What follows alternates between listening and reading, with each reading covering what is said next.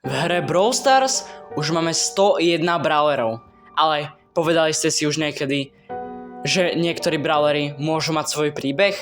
A nie že niektorí, možno aj každý. A každý brawler má svoj tajný príbeh. Na to sa dneska pozrieme, takže poďme na to. Keď zapneš hru, všetko vyzerá jednoducho. Vybereš si brawlera, vstúpiš do zápasu a ideš bojovať. Každá postava má schopnosti, štýl a svoju úlohu. Niektorí sú rýchli, iní silní a niektorí pôsobia ako hrdinovia, či iní ako zloduchovia. Ale všetko to berieme ako samozrejmosť. Nikdy sa nepýtame prečo. Prečo niektorí brawleri nikdy neprehovoria? Prečo iní pôsobia, ako už prežili niečo, čo ich zmenilo? Prečo majú niektorí zvláštne reakcie, pohľady alebo správanie, ktoré nedáva žiadny zmysel v obyčajnej hre? A hlavne, prečo všetci bojujú bez toho, aby vedeli prečo? Niečo ich všetkých dostalo sem, na miesto, kde sa bojuje, ale nikdy sa neskončí. Miesto, kde sa neumiera, ale ani nežije. Miesto, kde sa všetko opakuje.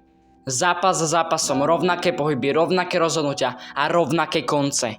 A vždy, keď to skončí, Všetko sa resetuje. ako keby sa nič nestalo. Spomienky zmiznú, otázky zmiznú a oni začnú odznova. Ako by sa proste nič nestalo. Ale niečo sa nedá úplne vymazať. Niečo v nich zostáva, aj keď by nemalo. Zvláštne pocity, krátke momenty, keď sa zastavia, pohľady, ktoré trvajú o niečo dlhšie, reakcie, ktoré nedávajú zmysel v obyčajnom boji. Ako keby si na niečo spomenuli, ale nedokázali to pochopiť. Možno preto niektorí bojujú tak agresívne. Možno v sebe nesú niečo z minulosti, alebo niektorí si už nepamätajú. A možno sú medzi nimi aj takí, ktorí si začínajú uvedomovať Svoju pravdu.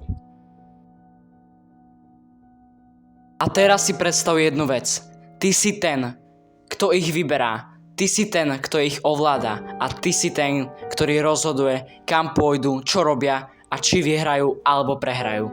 Pre teba je to len hra, ale pre nich to môže byť ich realita.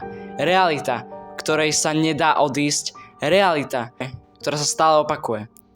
Takže na budúce, keď zapneš zápas, keď pošleš svojho brawlera do boja, zamysli sa. Možno to nie je len postava. Možno je to niekto, kto mal kedysi vlastný príbeh. A možno sa ho už nikdy nedozvie.